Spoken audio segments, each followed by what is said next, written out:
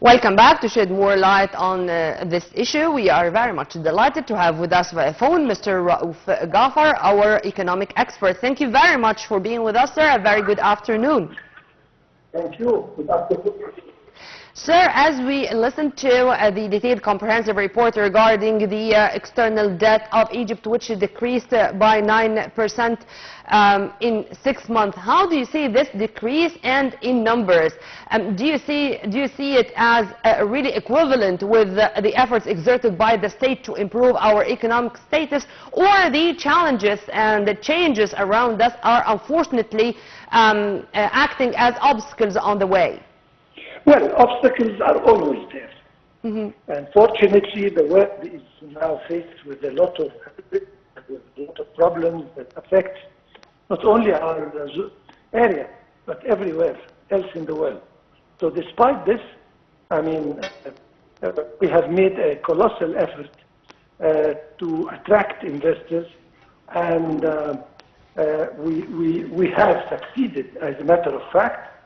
And this was the direct reason why the debt went down, because money coming from abroad for investments affects very much the figure you just mentioned, and plays the most important role to reduce the foreign debts. Definitely. And so, even, yes, sir, our ministries of finance, whether Dr. Mohammed Ma'it, our former Minister of Finance, or Dr.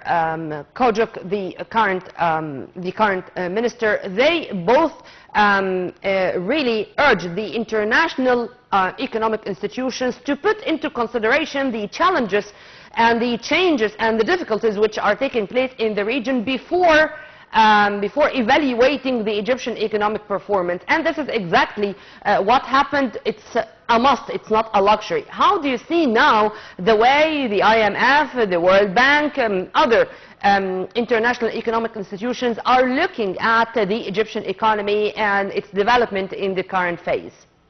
Well, we are an emerging economy. And of course, the financial institutions, as you rightly mentioned, whether European or international, like World Bank and IMF and what have you, they don't just come in and give countries money. And as I mentioned earlier, the world is all faced with challenges, but they evaluate the measures we are taking. They evaluate the performance of our economy, and this is the real measure on which, or criteria on which they base their readiness to help and to assist. So we made a huge effort. Of course, I'm not talking about earlier when we prepared ourselves with all infrastructure required and necessary, but we are making efforts, and we are on the right path, and that is the reason why investors come, and why financial institutions, they give us forget about what they give us in terms of money, but the idea that they accept to give us funds means that they trust our economy. Yeah. And this seal of trust is the main attraction point for all investors. Yeah.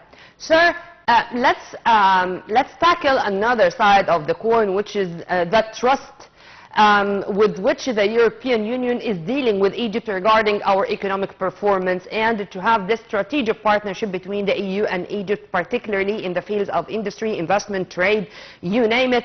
And if simply, as we're always saying, the money is coward, the money capitals are coward, and if they do not know for sure that their investments is going to be a win-win situation, or they are going to profit from it, they are not going to have this strategic partnership with Egypt. How do you see this trust and this trust's impact on the ground? Absolutely. You said it right. Nobody gives a country money out of charity. No.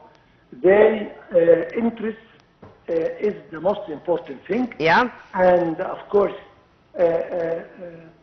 two sides' interest is the name of the game. And if the European Union didn't know that its partnership with Egypt will be beneficiary to both sides, they wouldn't have gone into the strategic partnership in which we are now.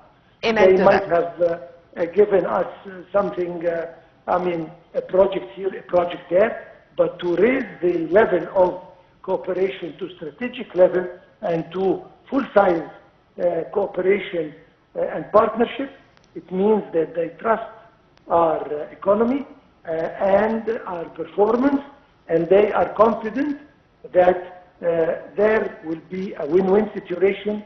That is why they are coming in open arms and investing and cooperating, because they know that at the end of the day they will be as beneficiary as us from this endeavor.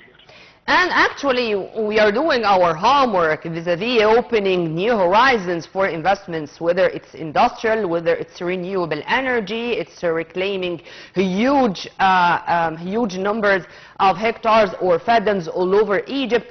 How do you see this issue in specific? Because opening new horizons for cooperation and for investment in different fields, I think it's also one of the important motives or one of the important factors, to be accurate, to attract more foreign direct investment. How do you see this, sir? Absolutely. We are talking infrastructure to start with, and we are talking resources. As long as we have the resources, whether they are agricultural resources in terms of agricultural products or natural resources or you name it, whatever the resource is, even human resource. This is also an asset for the investor to come. So we have prepared the way for investors, and then we have enough assets to make the investor sure that his cooperation will be successful, and this cooperation will be a win-win situation. So in addition to the field visits by our top executives, our top executives are not anymore in offices. No, you are going to find Prime Minister Dr. Madbouli, ministers, and having all the time direct contact with the investors to eliminate all obstacles, to make sure that there is no more bureaucracy. Even the president himself, President Abdel Fattah al-Sisi, is keen to say in every occasion that we are encouraging the golden license issue, that no more bureaucracy, no more time should be taken to have your license to start immediately, whether for the new entrepreneurs or the new startups or the big companies. How do you see this also as one of the important efforts exerted? One of the most important. The investors in the old days suffered from, as you rightly said, red tape, bureaucracy, time to get things moving. Now with the licenses and gold licenses, things can be finished in a very, very short time. And this is one of the points that encourages the investors to come in, because they can start very soon. They don't lose time going around finishing papers and what have you. In addition to that, of course, the changes that occurred in the legislation and in the laws that are governing the investments, this again represents a very important advantage for the, of course, for the investors. But one thing one has to mention, and we pray God to keep, is that we, in the midst of all the turmoil that is happening around us, Egypt is still an oasis of peace and security. And we hope that the whole world is going to enjoy peace, security, and stability, because simply the planet cannot bear any more. Well, sir, you are all the time an added value to our programs. We were very much delighted to have with us via phone Mr. Raof Gaafar, our economic expert. Thank you very much for your input, sir, and have a very good afternoon. Right after the short break, we are going to return back with more.